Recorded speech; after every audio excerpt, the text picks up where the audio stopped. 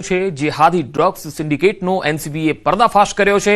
ભારતમાંથી પહેલી વખત કેપ્ટાગોન ડ્રગ્સનો જથ્થો જપ્ત કરાયો છે। મુન્દ્રામાંથી કેપ્ટાગોન પાવડરનો મોટો જથ્થો કબજે કરાયો છે।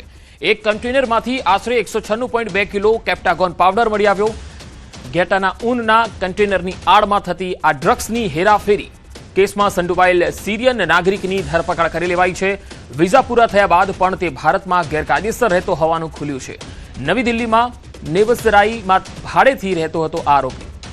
11 મેના રોજ આરોપીના ભાડાના મકાનમાંથી આ કેપ્ટાગોન ટેબ્લેટ્સ પણ મળી આવી। આરોપીના ઘરમાંથી 31.5 કિલો કેપ્ટાગોન ટેબ્લેટ્સ મળી આવી, જેને કમર્શિયલ ચપાતી કટિંગ મશીનમાં કાળજીપૂર્વક છુપાવી હતી। આ ડ્રગ્સનો જથ્થો ભારતમાંથી સાઉદી અરેબિયા મોકલવાનો હતો। નવી દિલ્હી અને કચ્છ બંને જગ્યાએથી રૂપિયા 182 કરોડનો કુલ 227.7 કિલો કેપ્ટાગોન ટેબ્લેટ્સ અને પાવડરનો જથ્થો જપ્ત થયો છે। આંતરરાષ્ટ્રીય ડ્રગ્સ નેટવર્ક હવાલા અને લોજિસ્ટિક્સ મામલે એનસીબીએ શરૂ કરેલી ઊંડાણપૂર્વક તપાસ અને તેમાં આ સફળતાપૂર્વક ઓપરેશન જોવા મળ્યું। તો દેશના ગૃહમંત્રી અમિત શાહે એનસીબી ટીમને અભિનંદન આપ્યા છે। સોશિયલ મીડિયા સાઇટ એક્સ પર પોસ્ટ કરી તેમને અભિનંદન પાઠવ્યા છે। એનસીબીએ ઓપરેશન રેજપિલને સફળતાપૂર્વક પાર પાડ્યું। ડ્રગ્સ સામે ઝીરો ટોલરન્સ પ્રત્યે અમારી પ્રતિબદ્ધતા। દેશમાંથી જતા ડ્રગ્સના એક ગ્રામ પર કડક કાર્યવાહી થશે। ભારત ડ્રગ ટ્રાફિકિંગ અને ડ્રગના દુરુપયોગને રોકવા કટિબદ્ધ છે। ગુપ્ત માહિતી શેરિંગ, ડ્રગ કિંગપિંગ્સના પ્રત્યાર્પણ અને નાર્કો આતંકવાદ સામે સંકલિત કાર્યવાહી યથાવત રહેશે। ડ્રગ્સ ટ્રાફિકિંગ અંગે આંતરરાષ્ટ્રીય સહયોગને મજબૂત કરવા અમે પ્રતિબદ્ધ છીએ।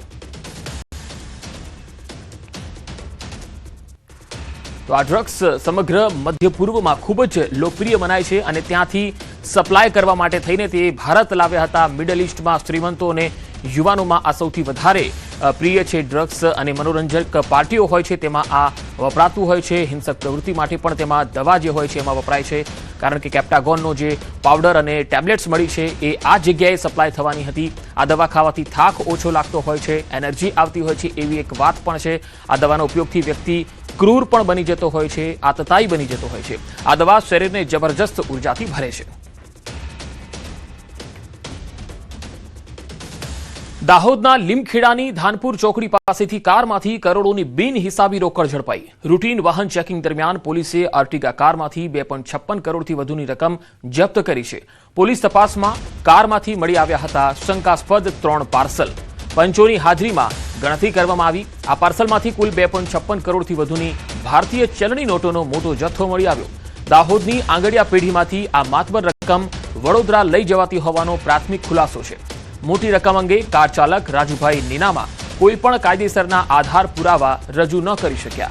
દાહોદના ભરત ચોપડાએ આ નાણાં વડોદરા પહોંચાડવા આપ્યા હોવાની વાહન ચાલકની કબૂલાત છે। લીમખેડા પોલીસે તમામ રોકડ રકમ સીઝ કરી અને ટ્રેઝરીમાં જમા કરાવી। ઇન્કમટેક્સ વિભાગને સત્તાવાર જાણકારી પણ અપાઈ છે।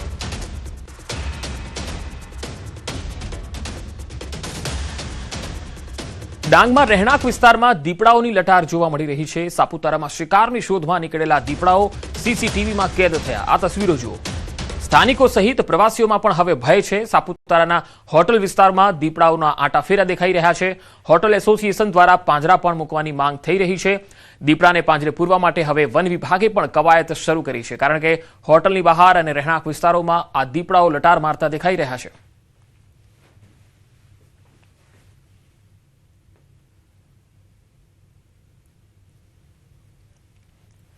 તમિલનાડુના નવા મુખ્યમંત્રી થલાપતિ વિજય વિરુદ્ધ ગુજરાતના ખેડૂતોમાં રોષ છે।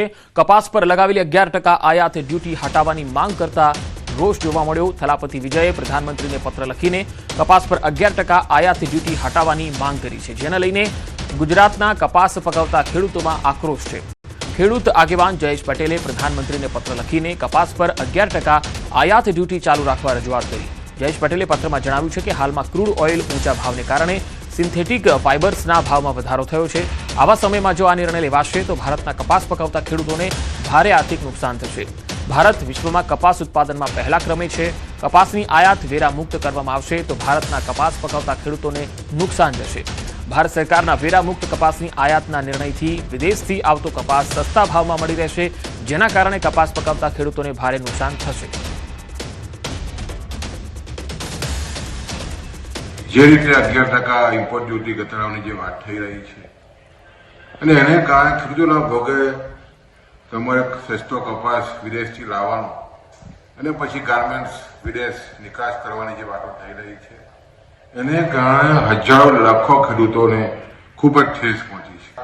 તામિલનાડુના સીએમ બન્યા છે મને પણ ખેડૂતો વિરોધી જે વાત કરી છે કપાસમાં કે 11% ઇમ્પોર્ટ ડ્યુટી ઘટવી જોઈએ એના માટે માનનીય પ્રધાનમંત્રીને પત્ર લખ્યો છે. આ પત્રને